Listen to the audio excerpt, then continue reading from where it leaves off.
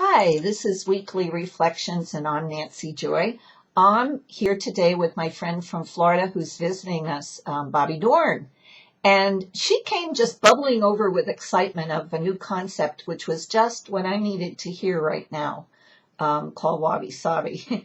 And if you listened to my last week's reflections, you know I was like running back into the barn, into the old fears, into the old mind patterns and things, and working my way through that. And then, of course, you know how spirit works. Along comes Bobbie with this great thing I'm just loving. So I'm just going to read you this one part.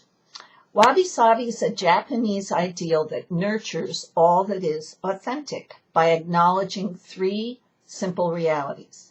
Nothing lasts, nothing is finished, and nothing is perfect.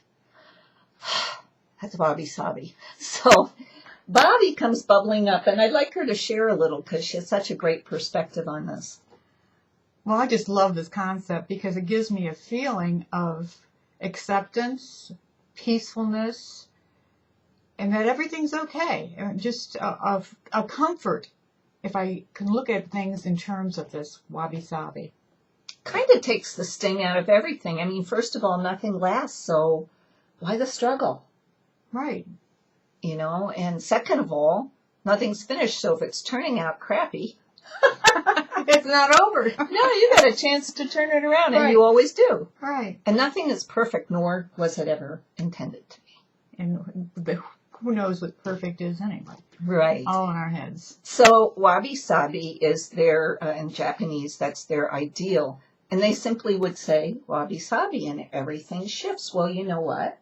It does. And I think it's because the word wabi-sabi has no Western meaning or equivalent. We can't identify with any concept when we say wabi-sabi. So our minds can't grab onto something and say, oh, but, you know, or, well, this might happen. Mm-hmm. And our minds can't do it because it's wabi-sabi. And all I can tell you is it really is a frequency shift. And as she shared this with me, I could just feel myself shifting. And it's very deep and real beyond the illusion because, you know, like we said, all of that, nothing lasts. And so it takes us back to how Ezekiel puts it always, to love it all, how Matt Kahn might put it, whatever happens, love that. And without even thinking about how you're going to do that, wabi-sabi's like, okay, yeah. It just, all I can say is it works. I'm not saying it's the answer to everything. No, but it's a good tool. It's a good tool, and it's a good shift mechanism to change your frequency.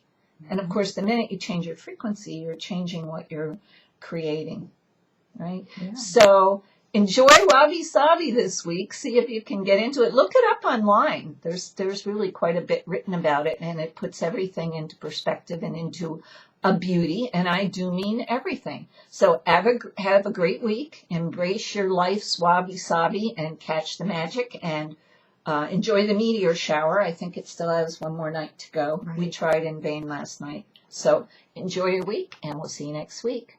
Bye. Bye.